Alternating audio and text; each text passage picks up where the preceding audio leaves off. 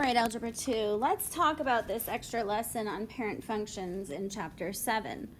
So what parent functions means is there is a look to each type of function, and we're going to use that to use transformations. So we're going to go ahead and transform them by using a bunch of things that we're going to learn today. The first look is y equals x. I know that this is a linear. I'm going to write linear. And a line just goes through the graph. All right, the next one, an x squared, is called a quadratic. A quadratic is an x squared. And remember that has over 1 up 1, over 1 up 3. So the quadratic will look like a parabola, not drawn to scale. That was actually pretty bad. Let me try that again. I might have to erase this. Sorry about that. There we go. That's a lot better. The next one we have is what we call a cubic. And this one doesn't have the pattern, but it still has an over 1 up 1. And then it's actually over 1 up 7. So that's actually kind of high. So I just tell my students it's going to go pretty high. Now because cubics can go into the negatives, it's going to be over 1 down 1 and over 1 down 7. So cubic is this little squiggly line that you see right there in orange. All right, the next two, we know this is an absolute value. An absolute value we looked at the beginning of the year. Do you remember what an absolute value looks like? An absolute value is going to look like a V. And the last one we have, yep, this is a square root. Because square roots cannot be negative, they go into imaginaries, they only can go from 0 to infinity. Now let's talk about why these parent functions are important. Each of these parent functions can transform in different ways. So I'm going to start by looking at an x squared since all of Algebra 2 is about x squared. So I know the parent function of y equals x squared goes through the origin, and it's going to go over 1 up 1. And then it's going to go over 1 up 3.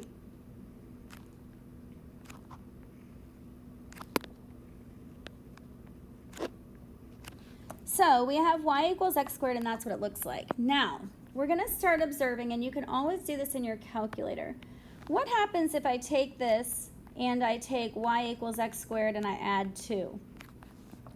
When I add 2, that is going to go up. But we're going to have the same pattern, over 1 up 1, over 1 up 1, 2, 3.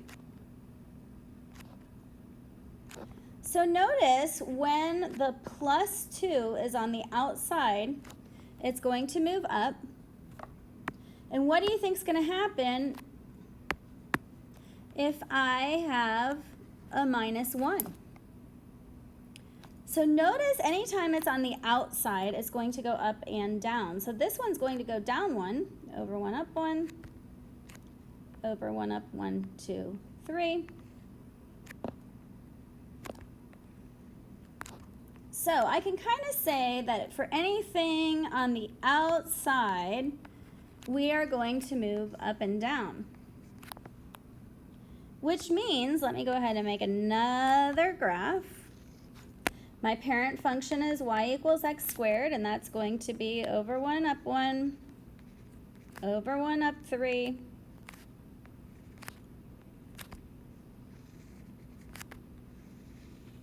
I missed. I'll just make it fatter. All right, so let's see how things change. Now what happens if I put the plus 2 inside? If I put that plus 2 inside, well, if these moved up and down, inside the parentheses or inside the absolute value or inside the square root, which way do you think they're going to move?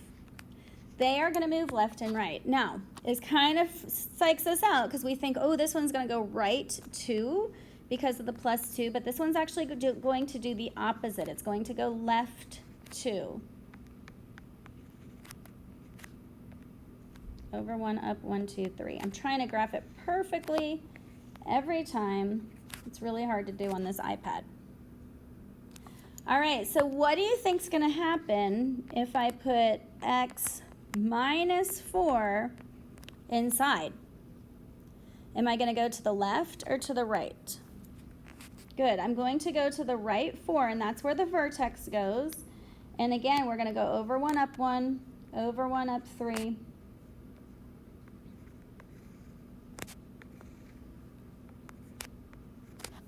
And voila, that's what we have.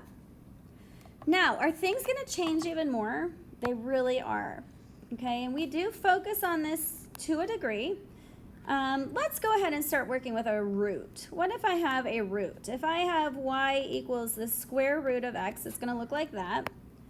If I do the square root of x plus 2, where do y'all think that's going? Good, it's going to go up 2. It's actually a little steeper than what I drew initially. And what do you think is going to happen if I do inside x plus 3? We're going to go to the left 3. All right, now one thing I want you to be aware of is what happens if I put a negative on the outside. We did study these while we were graphing our parabolas. So anytime you have a negative on the outside of the root or the radical or the absolute value, it's actually going to reflect over the x-axis.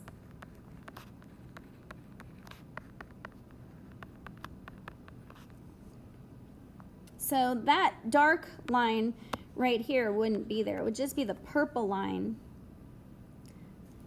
So with these parent functions, notice many transitions can happen. So let's go ahead and try a few. Example 1. What if I have y equals x plus 1 quantity cubed minus 1? The first thing I have to state is where the middle or the center or the vertex is going to go. So this right here tells me it's going to go left or right. In this case, it is going to go left.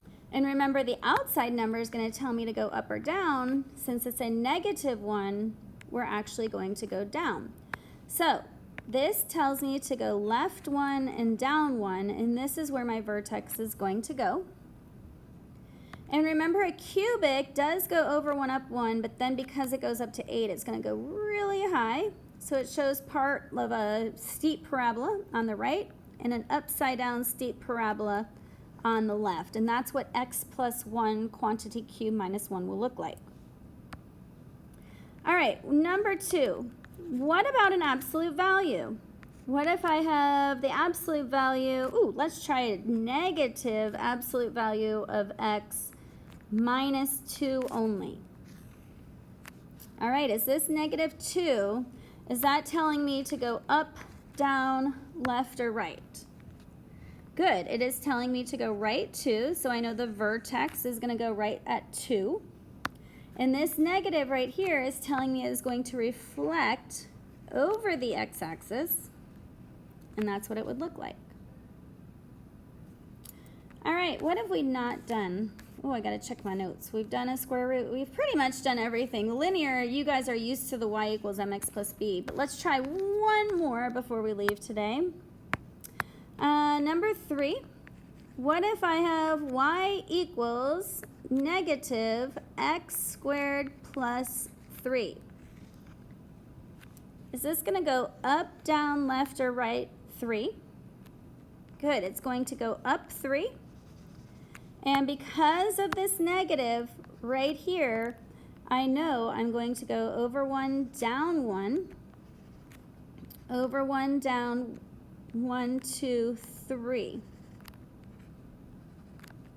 And that's what y equals negative x squared plus 3 looks like. Great job.